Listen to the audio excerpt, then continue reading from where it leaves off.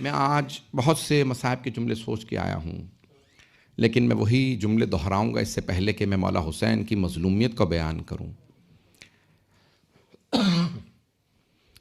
میں اکثر سوچا کرتا ہوں کہ مولا جب آپ تشریف لے جا رہے تھے تو بھائیوں اور بیٹوں کا لے جانا سمجھ میں آتا ہے، لیکن بہنوں اور بیٹیوں کا ساتھ لے جانا بڑا مشکل تھا سمجھنا۔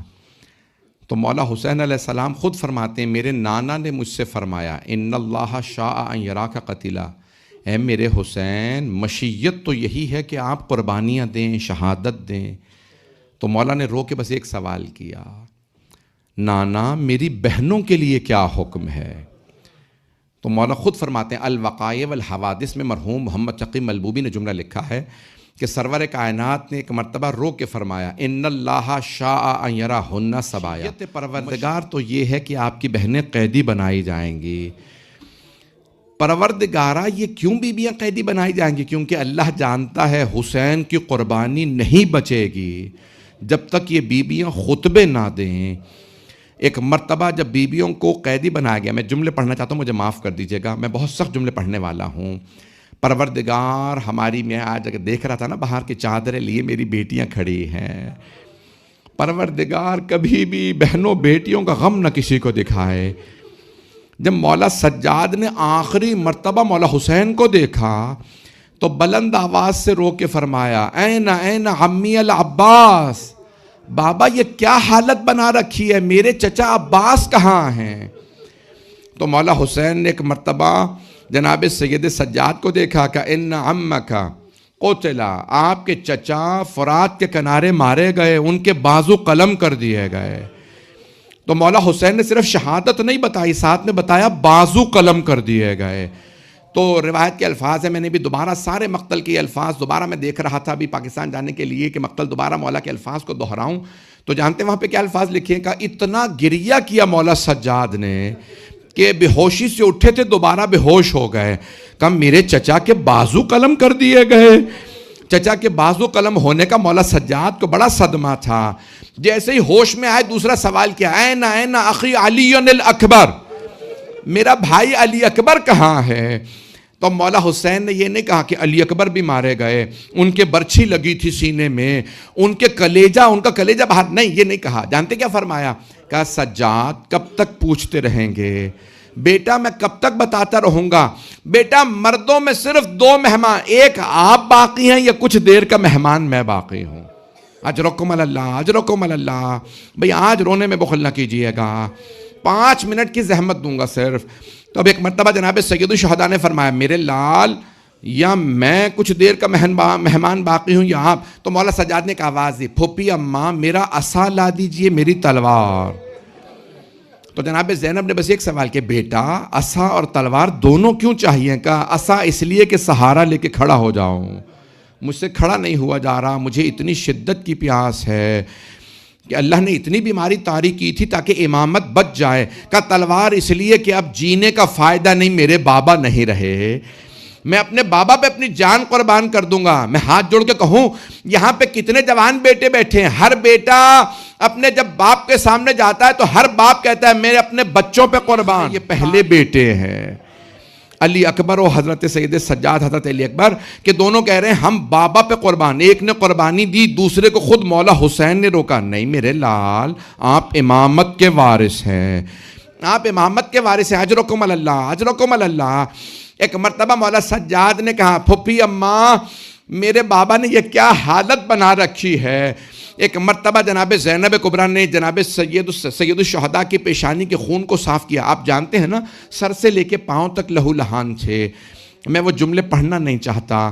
اب مولا نے دایاں بازو پکڑا مولا سجاد کا اور ایک جملہ کہا، سجاد جب مدینے جائیے گا تو میرے شیعوں کو میرا سلام کہہ دیجیے گا، کہیے گا اے میرے شیعوں جب بھی ٹھنڈا پانی پینا مجھ غریب کی پیاس کو یاد کرنا، میں رسول خدا کا وہ نواسا ہوں جسے بے جرم مارا گیا، پیاسا مارا گیا۔ 2 مقامات پہ مولا نے آپ سب کو یاد کیا، ایک پانی پینے کے وقت مولا کہتے ہیں جب بھی ٹھنڈا پانی پینا تو میری پیاس کو یاد کرنا، اور جانتے دوسرا مقام جب بھی سنو نا علی اصغر کی شہادت تو یاد کرنا میں نے کس طرح اپنے بچے کے لیے پانی مانگا تھا. اجرکم اللہ. یا لیتکم فی یوم عاشورا جمیعا تنظرونی کیف استسقی لطفلی فابوا یرحمونی. جب میں نے اپنے بچے کے لیے پانی مانگا کسی نے مجھ پہ رحم نہیں کھایا. اجرکم. بس بھائی میں جو آج پڑھنا چاہ رہا تھا وہ جناب سید الشہداء کی جناب زینب سے وداعی پڑھنا چاہ رہا ہوں. مولا سجاد سے میں نے وداعی پڑھ دی. جب آئے نا جناب زینب سے ودا کرنے تو مولا نے ایک مرتبہ کہا ایتینی بثوب عتیق, مجھے ایک پرانا لباس لا دیجئے. لکھا اللہ اجرد بعد قتلی, تاکہ میرے شہادت کے بعد میرا لباس نہ لوٹا جائے. مولا نے ایک پرانا لباس اپنی زرہ پہ اپنے لباس پہ زیب تن کیا. پرانا لباس اسے بھی تار تار کر کے پہنا. ایک مرتبہ پرانا لباس پہنا. پھر ایک مرتبہ جناب زینب سے فرمایا, اگر یہ جملہ پڑھوں تو مجھے معاف کر دیجیے گا, کوئی برداشت نہ کر سکے, آنکھیں بند کر کے ذرا کربلا چلیے. مولا حسین نے کہا زینب ذرا اپنے ہاتھ دیجئے گا. مولا نے ہاتھ پکڑا, کلائیوں کو چومنا شروع کیا. جیسے ہی کلائی کو چوما جناب زینب سے رہا نہیں گیا. بھیا کیا بات ہے میری کلائیاں چوم رہے ہیں؟ کہا بہن مجھے بابا کی وصیت یاد ہے. بابا نے فرمایا تھا حسین جب آخری مرتبہ زینب سے ودا کیجئے گا تو میری طرف سے کلائیوں کے بوسے دے دیجئے گا. یا کیوں بابا نے فرمایا تھا کلا؟ بی بی شاید اس لیے کہ ان ہاتھوں میں رسیوں نے بندھنا ہے. اجرکم اللہ. بس بے ایک مرتبہ مولا نے بہن کی کلائیاں چومی.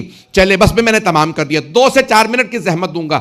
جیسے ہی مولا خیمے سے نکلنے لگے بی بی نے بلند آواز سے آوازی, مہلن مہلن یا اخی, بھیا آہستہ, بھیا دھیرے, ابھی باہر نہ جائیے گا. بہن کیا بات ہے؟ کہ بھیا مجھے اماں کی وصیت یاد آ گئی. اماں نے وصیت کی تھی, میری ماں نے مجھے یاد کیا تھا. ہاں اماں نے کہا تھا حسین کے گلے کا بوسہ دے دینا. بھیا ذرا گریبان چاک کیجئے گا. مولا نے گریبان کھولا, بی بی نے قدموں کو اٹھایا, گلے میں ہاتھ ڈالے, زور زور سے گلے کو چومنا شروع کیا. جب بار بار گلا چوما نا مولا کے آنسو بہنے لگے. غربت میں میری ماں نے مجھے یاد رکھا.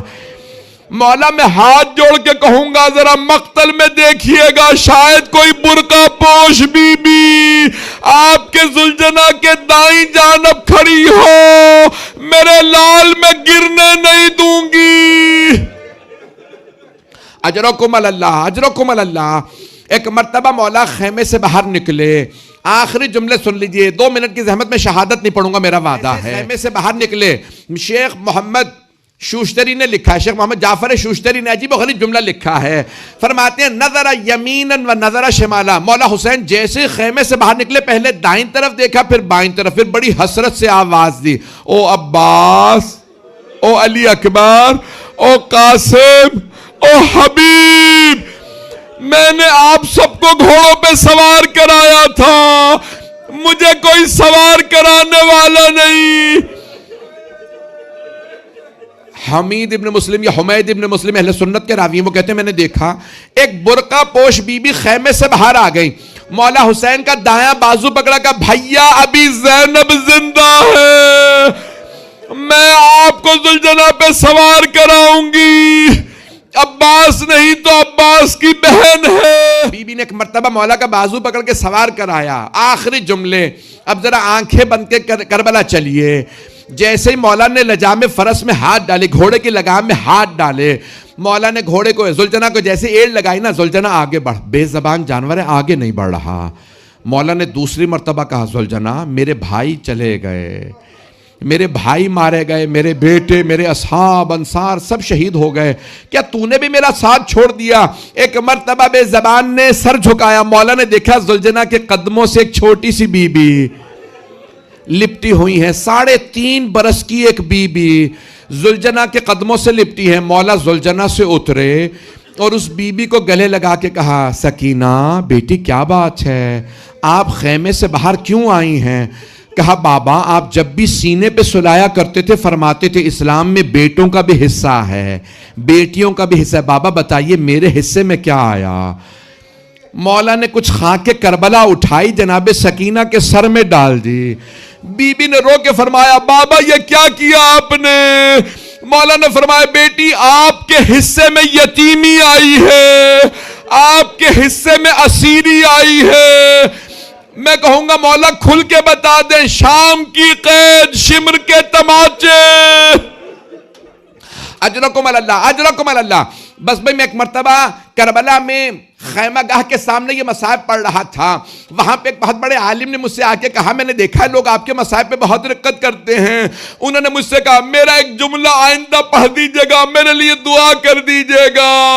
ان کا جملہ سن لیجئے۔ ایک مرتبہ ان شیخ نے مجھ سے کہا، اسی مقام پہ جناب سید الشہداء کی چھوٹی سی بیٹی نے کہا، بابا مجھے آخری مرتبہ سینے پہ سلا لے۔ مولا خاک کربلا پہ لیٹے گا، بی بی میرے سینے پہ آ جائیے۔ شاید اسی مقام پہ کہا ہو، آج رات ضد نہ کیجئے گا، مجھے بابا کے سینے پہ سونا، جہاں ماں سلائے